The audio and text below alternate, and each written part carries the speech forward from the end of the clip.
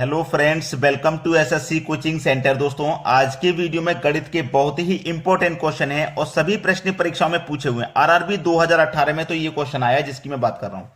तो दो संख्याओं का योग 9 है। ठीक है, कोई दो संख्या है, पहली संख्या मैं ए ले लूं, दूसरी संख्या बी ले लूं, दोनों का अगर मैं योग करूंगा तो कितना आ जाएगा? 9 आ जाएगा।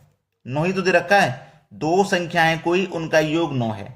ठीक है, उनके व्युत्क्रम का योग 1/2 है। व्युत्क्रम, व्युत्क्रम मतलब पलटना। जैसे ए है ना, तो 1 के बटे में ए, 1 के बटे में बी, इनका योग कितना है? 1/2 है। ये व्युत्क्रम का योग है। ठीक है, तो उनमें से एक संख्या है, उनमें से एक संख्या क्या है वो पूछ रहा है। चलिए, यहां पे मैं a प्लस बी का मान कुछ भी ले सकता हूं। जैसे 7 + 2 9 हो जाएगा, 6 + 3 ये भी 9 हो जाएगा। हो जाएगा कि नहीं हो जाएगा? ठीक है, ये सभी को पता है आसानी से। लेकिन हमारे पास कितना योग था भाई? 9 योग था। किसका? a और b का। बराबर इसके व्युत्क्रम का योग कितना है? 1 के बटे में 2 है।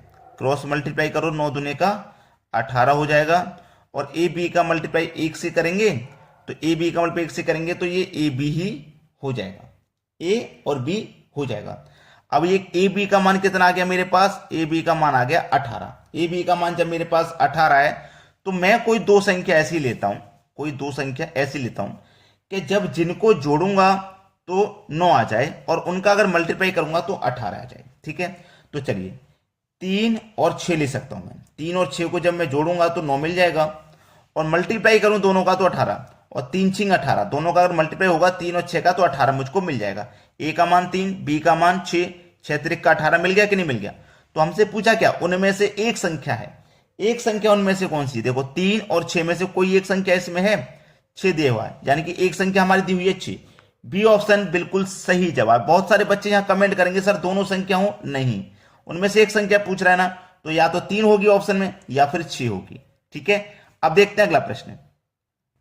अगला प्रश्न है, कौन सी संख्या 4 से पूरी तरह विभाज्य है? आरआरबी 2018 में पूछा गया क्वेश्चन। अब इतनी बड़ी बड़ी संख्याएं हैं, हम कैसे पता करेंगे कि 4 से पूरी तरह डिवाइड हो जाए? पहले हम पहली संख्या को डिवाइड करें, फिर दूसरी को करें, फिर तीसरी को करें, फिर चौथी को करें।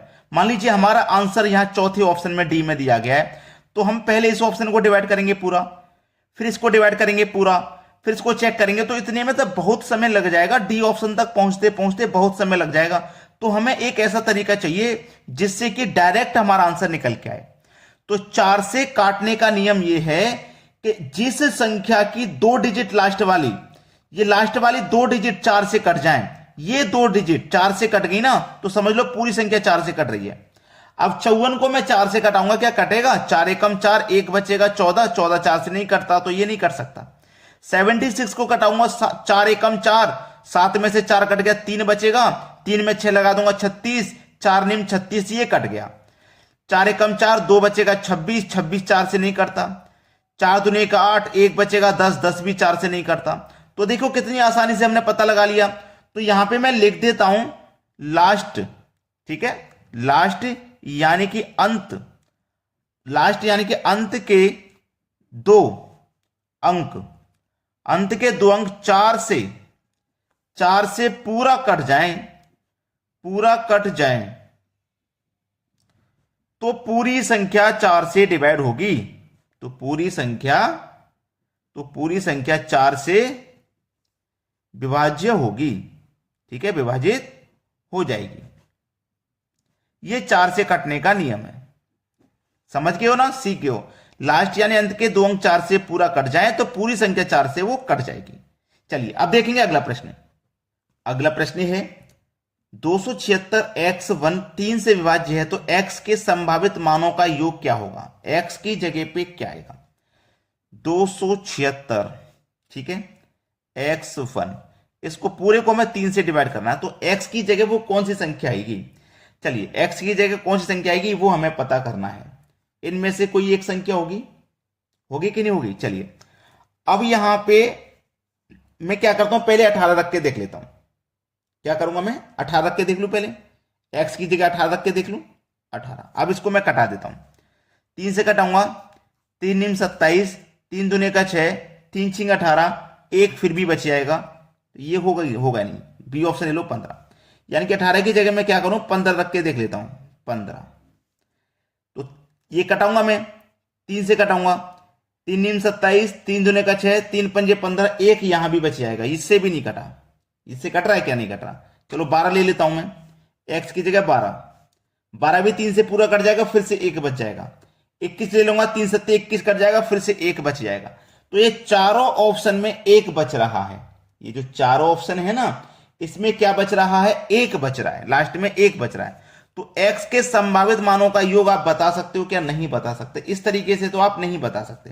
तो चलिए कैसे करोगे, 27 6 x1, इसको हमें करना है 3 से डिवाइड, 3 से ही डिवाइड तो करना है।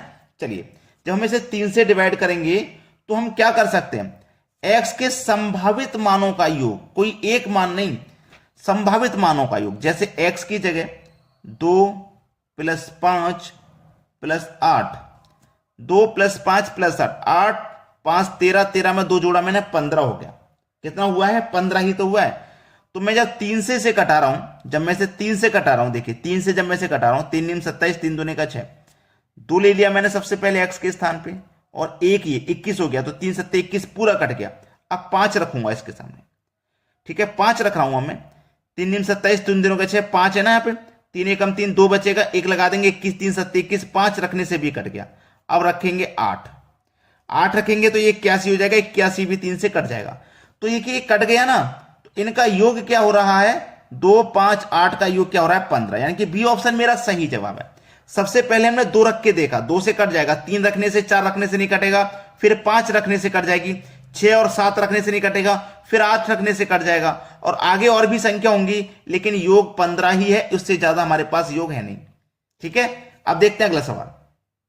अगला प्रश्न है आरआरबी 2018 में आया हुआ, निम्नलिखित में से कौन सी संख्या 6 से विभाज्य है, 6 से विभाज्य, 6 से विभाजित है।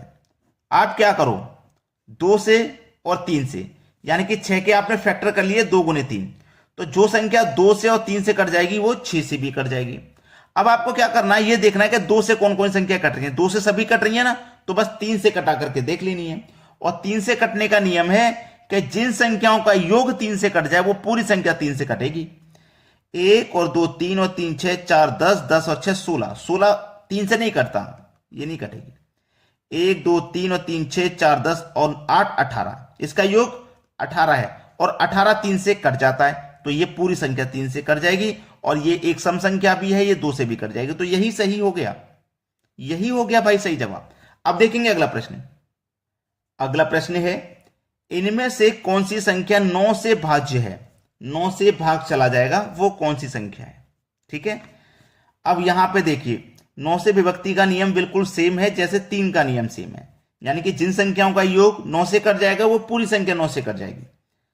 2 और 9 11, 11 में 3 जोड़ो 14, 14 में जोड़ो 9, 14 में 9 जोड़ेंगे 23 हो जाएगा। तो 23 कटता है क्या, 9 से नहीं करता, तो ये गलत हो गया। इसे लो, 1 और 9 10, 2 12 3 15 और ये 24, 24 कटता है क्या 9 से, 24 नहीं करता, तो ये भी नहीं होगा। 8 9 9 3 12, 12 में जोड़ेंगे हम 9 तो हो जाएगा 21, 21 करता है क्या 9 से, नहीं करता।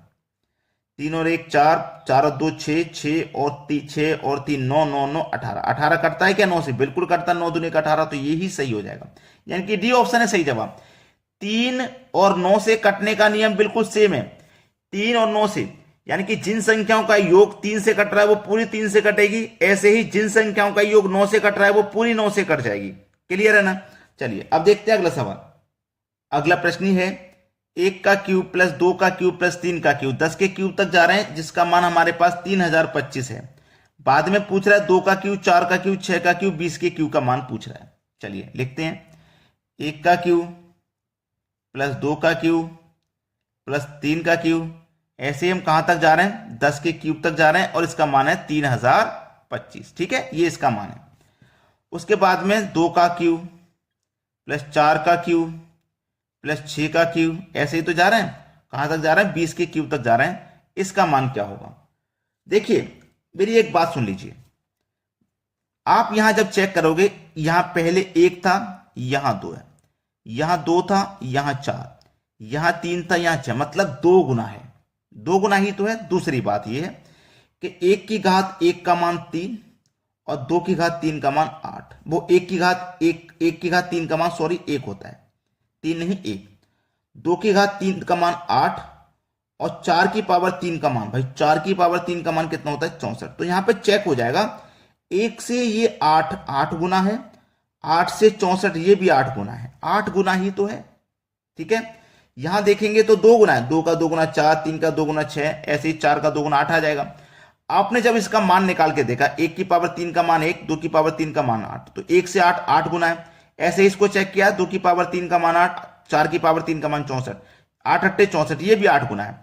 तो फिर ये जो पूरा मान है ना 3025, ये भी क्या हो जाएगा 8 गुना ही तो हो जाएगा, 8 गुना ही हो जाएगा। तो कर दो, 8 पंजे 40 का 0, कैरी का 4, 8 दूने 16, 4 20, कैरी का 2, 2 आ जाएगा, 8 तिया 24। ये किस ऑप्शन में देख लीजिए, मुझे तो डी ऑप्शन में मिल गया, डी ऑप्शन हो जाएगा मतलब प्रश्न का बिल्कुल सही जवाब। अब देखेंगे अगला प्रश्न। अगला प्रश्न है 12.0543 में अंक 3 का स्थानीय मान कितना है। यह सवाल बहुत इंपॉर्टेंट है क्योंकि यहां पे दशमलव है, लेकिन बहुत सारे बच्चे क्या सोचेंगे दशमलव से हमें क्या मतलब, हम तो दशमलव तक पहुंचे ही नहीं है, हम तो दशमलव तक पहुंचे ही नहीं, हमें तो 3 का स्थानीय मान पूछा, तो 3 का स्थानीय मान 3 ही हो जाएगा। अगर 3 के बाद में और कोई संख्या होती है तो 0 लगा देते हैं, ऐसा नहीं, जब दशमलव वाली संख्या तो उसे कैसे करना है सीख लीजिए।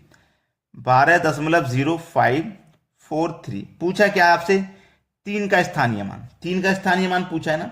तो चलिए, ये जो दशमलव है ना, तो दशमलव के स्थान पे आप बटे में 1 ले लोगे, और दशमलव कितनी संख्या, 1 2 3 4 संख्या ना, तो 1 2 3 4 संख्या, यानी कि 4 0 ले लोगे।